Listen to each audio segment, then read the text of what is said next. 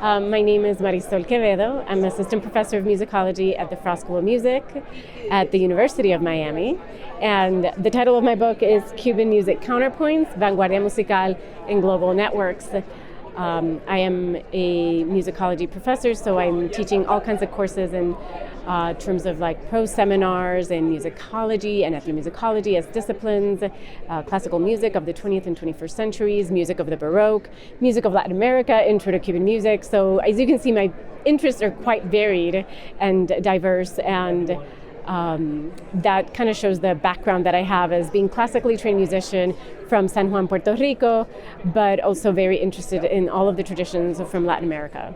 So my book is the product of about 15 years of research and writing, all the way from my dissertation through now being a professor.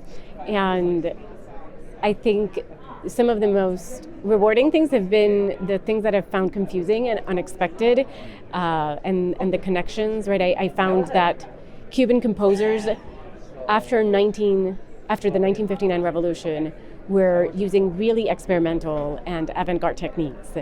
And that in a socialist context didn't make sense.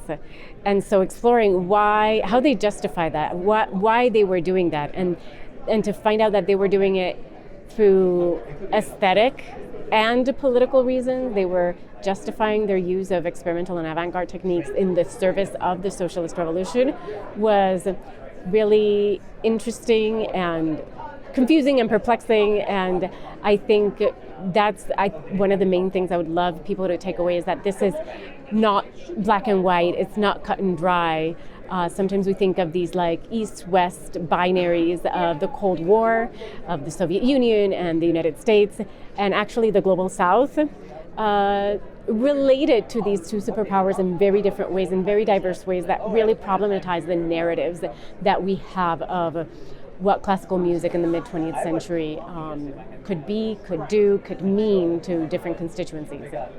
I feel like I'm already inspiring a few future researchers. There are PhD and graduate students in a few programs in Harvard and Brown and UNC Chapel Hill, whom I've been advising or discussing their projects along with mine, because they are looking at very similar issues about the avant-garde and classical music scenes in this Cold War music context, but outside of the main places where we think of like the centers, in projects on the exchange of musicians between Eastern Europe and Cuba, and like the schools of performance practice from, say, Soviet Russia in violin and in piano, but in Cuba and then spreading to Miami through the diaspora.